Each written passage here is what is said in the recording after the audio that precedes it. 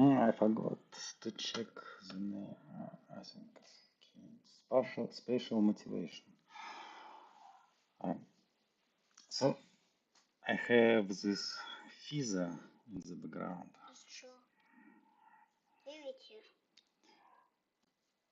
Yeah, and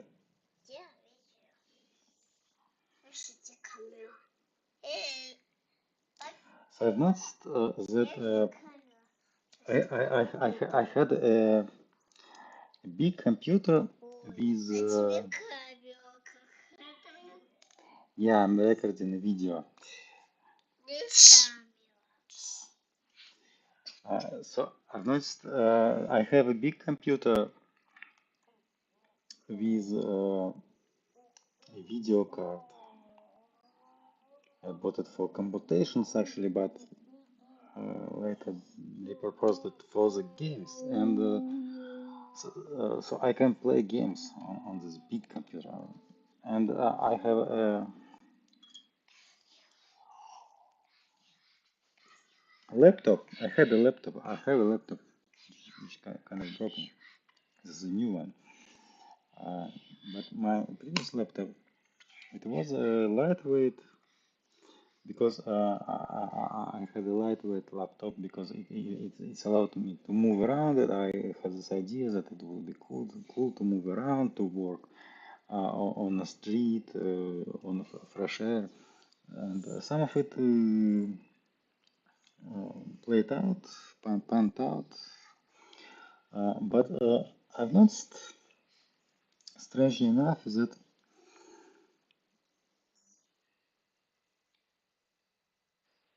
I was much more motivated. Uh, it kind of clicked when I would go to the big computer and start working, even to yeah, I'll go ahead.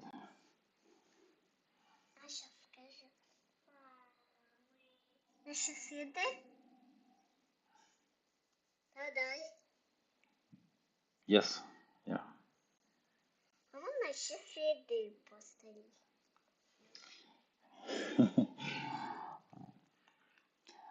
It's not for Julia, it's for other people, for the rest of them. So when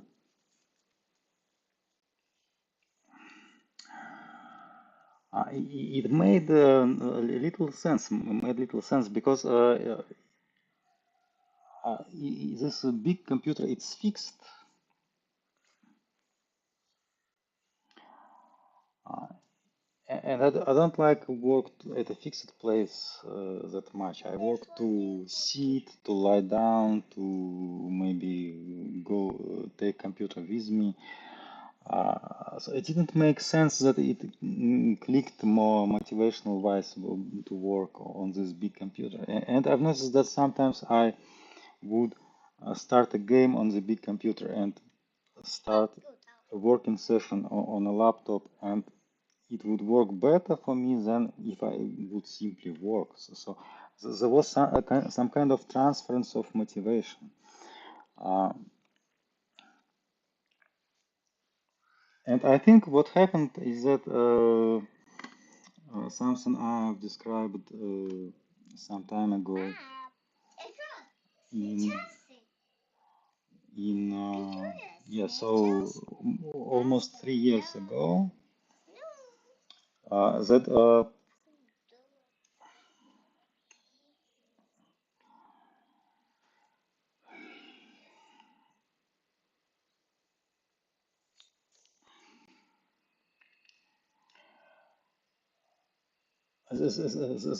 that when we come to a sprint meeting, for example, or come to some place where we are getting the tasks,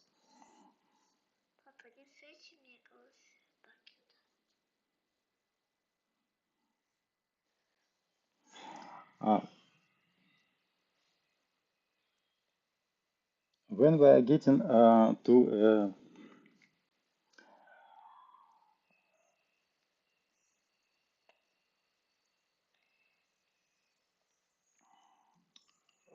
to such a place, our brains are preparing, are preparing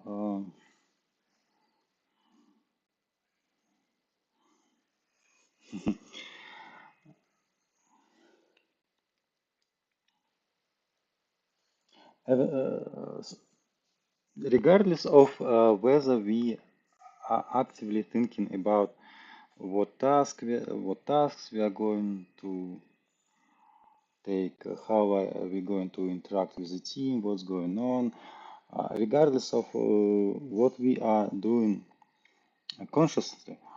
Uh, our unconscious processes begin to prepare for this spring meeting activity. Uh,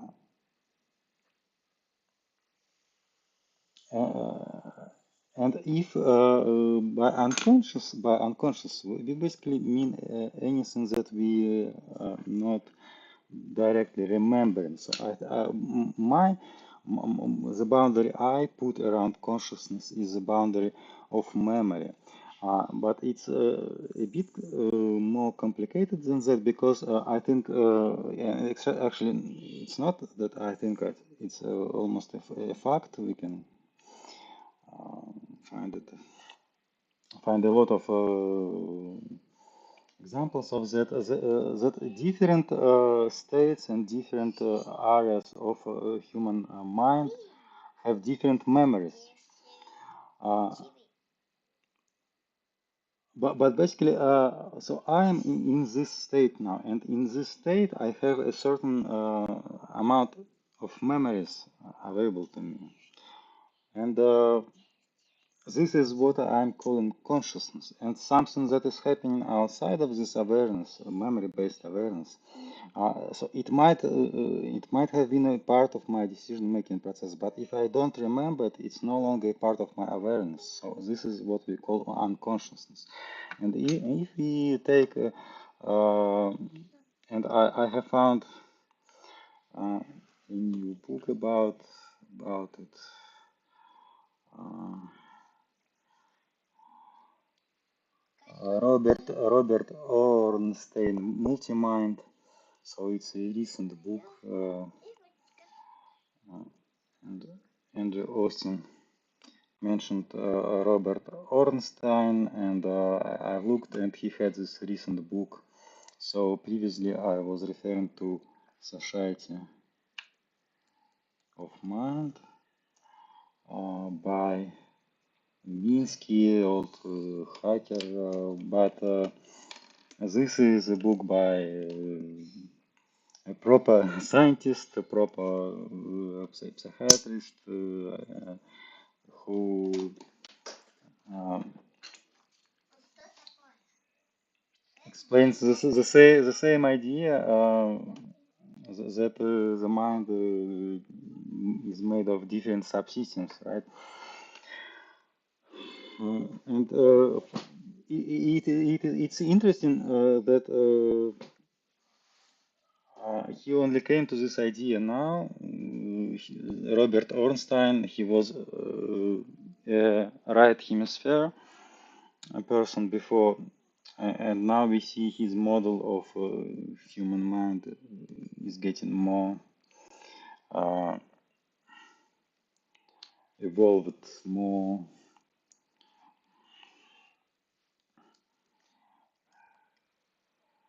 sophisticated. Uh, so it's not just left and right hemisphere, but it's rather many different subsystems in both. Uh,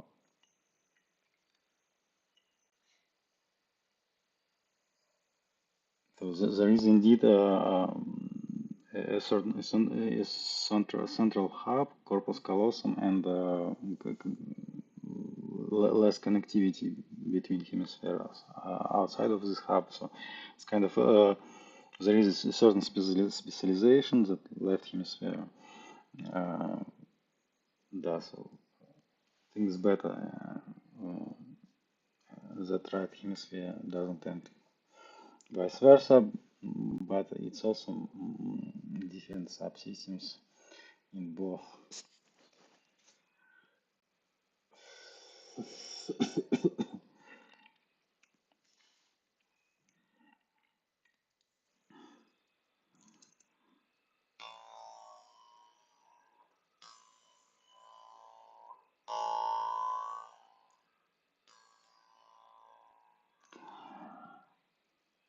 So what I'm explaining here that the that our unconscious is preparing. There is a term for this. I think it's called unbound cathexis. So this is the article that I'm referring here. The term is unbound cathexis. So cathexis is basically what what is active in our mind, but turns out if you look deeper into this, some things might be active on a level that they control the memory, how we remember ourselves. So this is what I call consciousness. And some subsystems of our mind are active and influencing our decisions and influencing our behavior, but still they're standing in the background. It's kind of in some organizations a leader. Uh, it's a questionable practice, but I think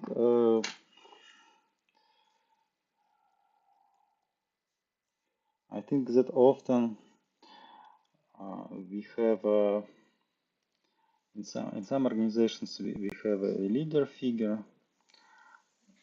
and in fact other people doing stuff.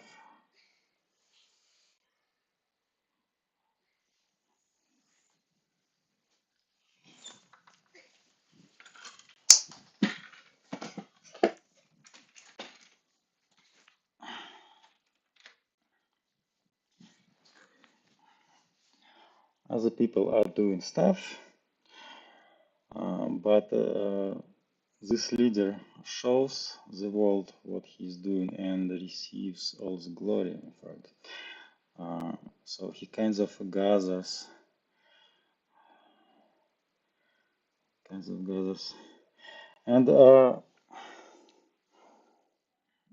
we can say that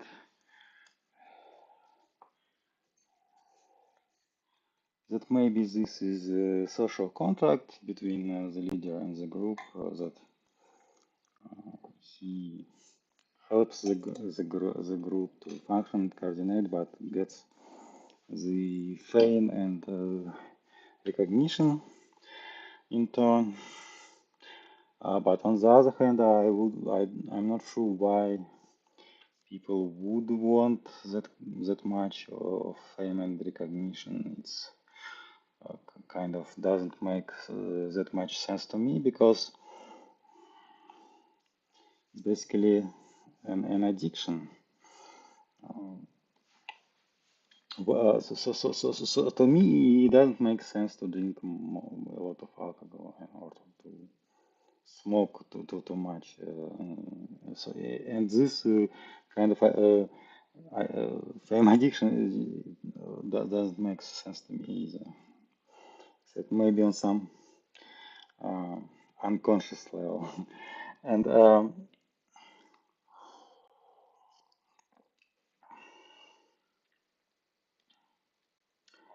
and this is what happens here also, because some subsystems they are active and participating in our decision making, generating new ideas, exploring some computational, like exploring different decision making paths, but they are doing it without taking the stage and without taking the glory.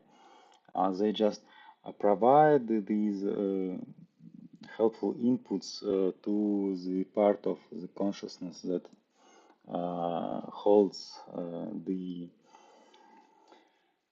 cathexis, holds the control of memory, and this is another similarity because this a leader of a group, is also often a person who writes the history.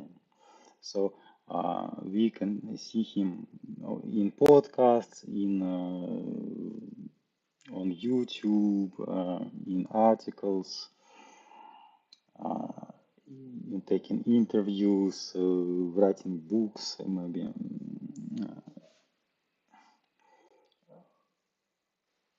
And even if the leader doesn't make the history itself, the history is often about him. So even if somebody else writing history, it's often about the leader. Uh, so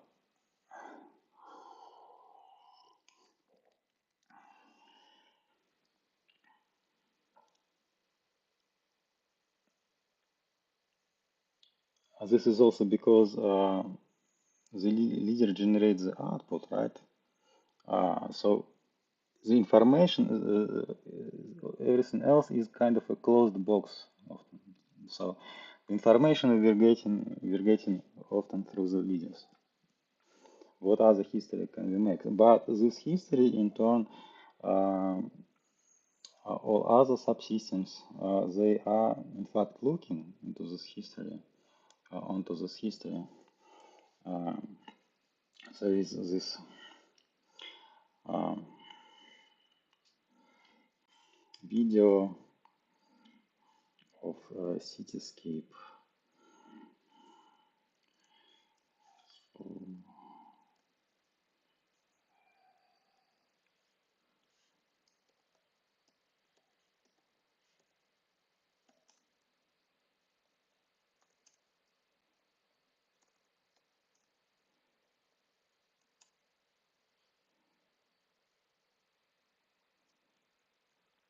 Mm,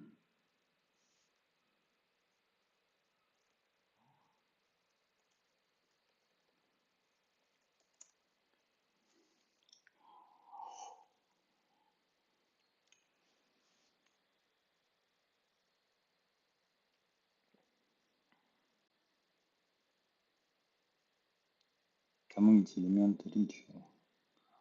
Real estate housing.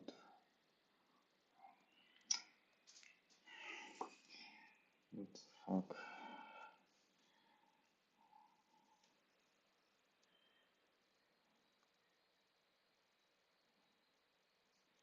Yeah, this is the 10 elements of community.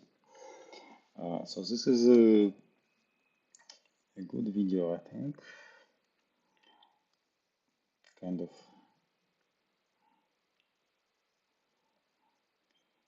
gives the central abstractions. Uh, the 10th element of community by Cityscape. So one of these elements is shared history. It's a very important element, and from this history, for example, we get the archetype.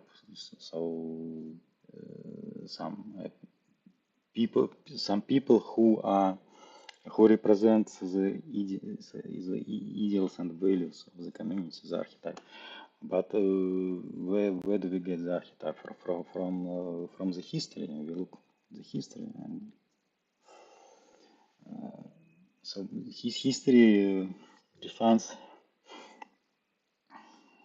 a lot of the community, and Cityscape says that the more the influential you are in the community, the better you know its history. So there is a correlation. But leader writes the history because he's often the source of information. And why is he the source of information? Simply because some of these subsystems have no need to go out and to spend the energy of on being in public. Uh, so this is back to the question of why the leader would want to accumulate all this fame. Maybe the leader is a subsystem that wants to be public, and uh, this is the difference. Wants and can to be public, right? So it's a skill, and it's a need or desire or willingness to be there in the public place. Uh, but what I think leaders can do is that they can uh, share back this fame and uh, don't be greedy about it and kind of make a more distributed and fault tolerant uh, um,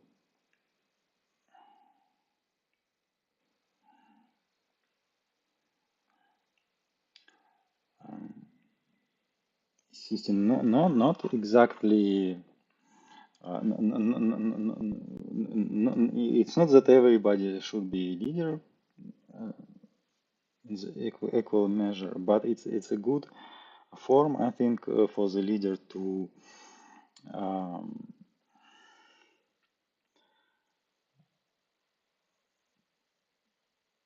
to invite folks and get folks closer to the fame and to being public. And this, by the way, again reminds me of Ginnett, who says that highly effective pilots, uh, they one of very interesting traits of them was that they were expanding the team. So if we have this closed circuit here, closed team, close to the world, good leaders, good pilots in airlines,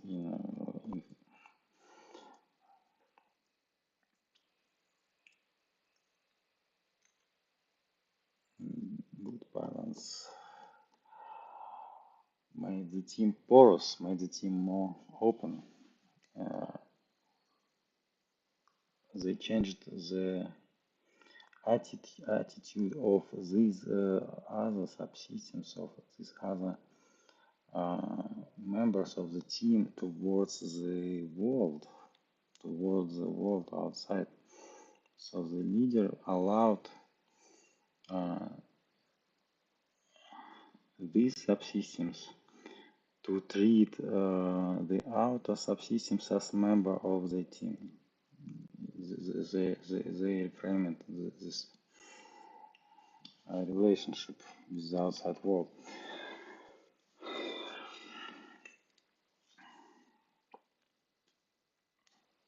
Anyhow, we have this correlation between macrocosm and microcosm, between social structures and mind structures. So in social structures, there is often a leader who gets all the fame and who writes the history. And this is also true for human mind. There is often a subsystem or a cluster of subsystems who write the memory.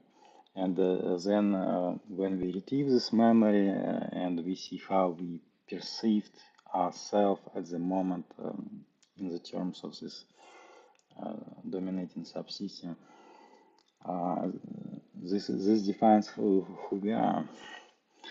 Uh, Even though the memory, as I said before, is more complex, so by shifting states or by asking different questions, we can change the memory.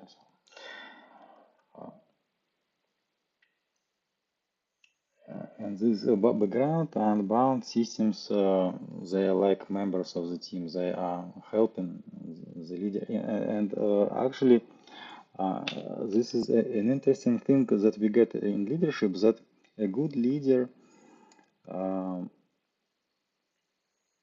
it's a bad form for a leader to do everything on their own. They should lead and allow the other subsystems to work, the other members of the team to work.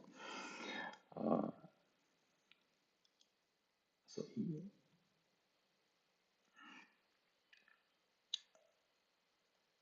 but this bad form, it is much more prevalent maybe in structure of the human mind, because in our culture we have no clear understanding, no even the language to describe these other subsystems. We do not know that we have a team, that we have other subsystems that help us. Uh, so often even the system that is cathexis, the system that writes the memory, writes the history, it is not aware that it isn't in fact working alone, that a lot of what it does is provided by other subsystems. So instead of directing its effort towards um, leading towards helping these other subsystems work and organizing them and motivating them, it tries to do everything by itself, and it's a big mistake.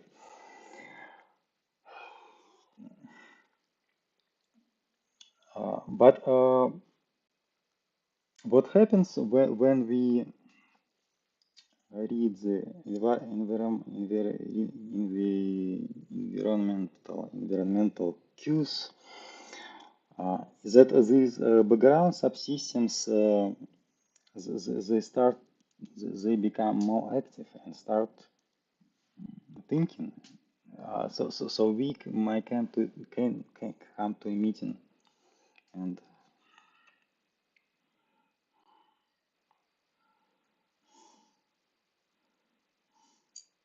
daydream basically, but background unconscious systems will still catch up with what's going on, because they know that this is the place where they can be active.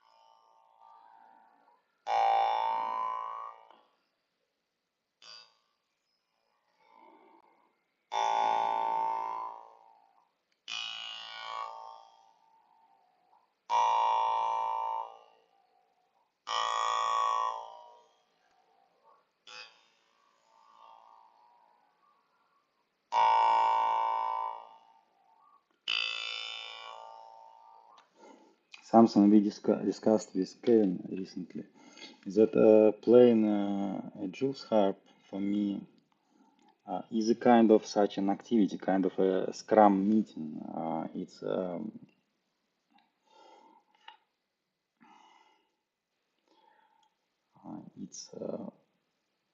a cue that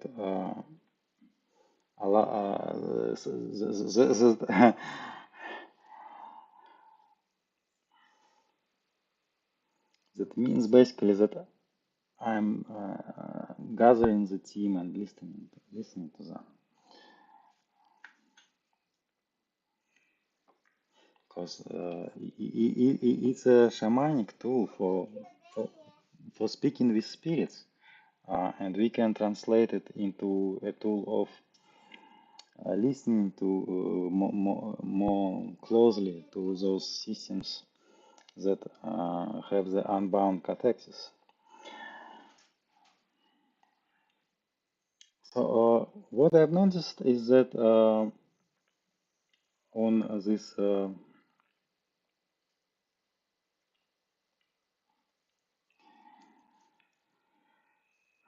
big computer with games, I would work much more easily than on a laptop. This was strange until it hit me that there was this motivational leak uh, because I'm playing, I'm having fun, and it it steers subsystems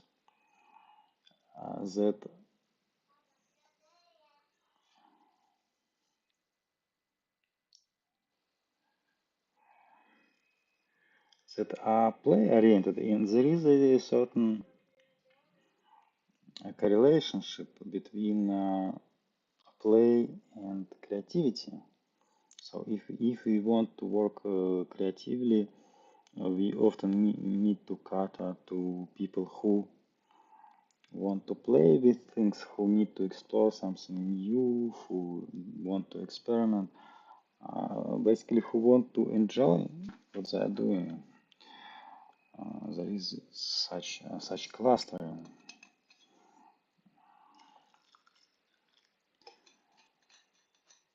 And as I moved towards more creative modes of work, this dependency on such a motivational leak it became more apparent.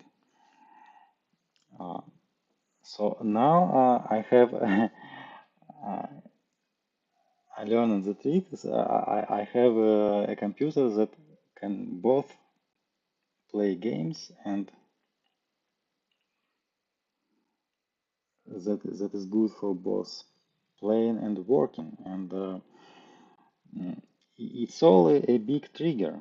When I'm looking at a screen, when I'm looking at a keyboard, when uh, I'm interacting with it in different places, uh, uh, habit forming systems, they all record this as cues. And basically, if something is activated, if some subsystem steers when we play a game, and maybe we have found some games that really clicks with us, that really tickles us somewhere, and it brings up subsystems that might have been slumbering, uh, but now they have also a trigger. A computer is a trigger, and just going to this computer, it starts moving this subsystem, starts breaking them up. And then suddenly, because they are active in this unbound cathexis way, active in the background, and when we do something, they might get interested in it and might contribute to software development or something other we're doing. Uh, and so today I've installed this learned another trick to download videos from uh, from Pixabay.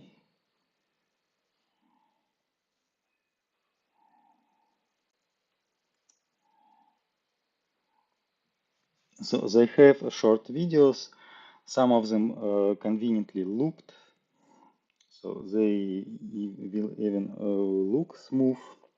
And we can start a video one,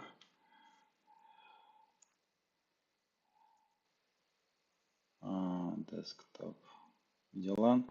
For example, start a tree video with VLC. And in VLC, we can set it as a wallpaper. And by the way, I have to disable some hard to find options. So we need to go to all, uh, interface, Qt, and set when to raise the interface never, and show notification pop-up on track change to never. And this allows us to then loop the video with this button here.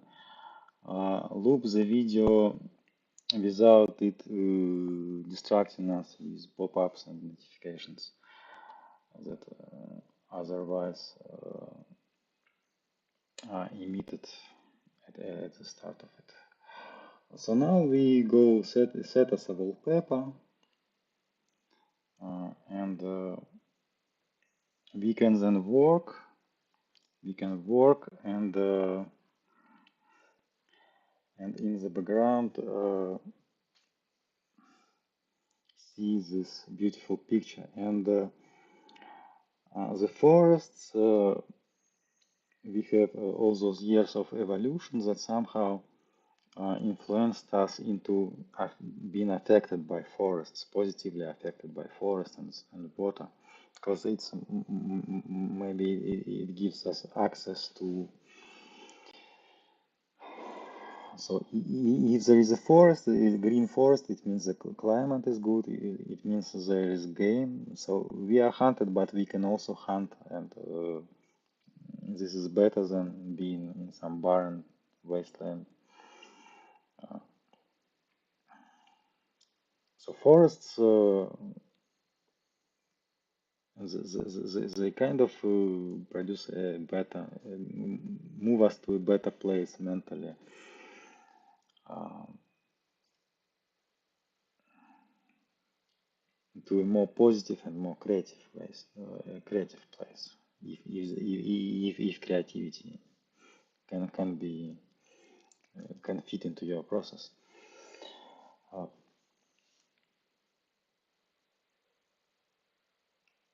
and you can work on your code, but uh, this picture of a forest or of a field of something beautiful, it still triggers some other unconscious background subsystems and makes them steer, and then they may contribute. If they want to distract themselves, they can look at the beautiful picture, but they can also contribute to what you're working on. So this is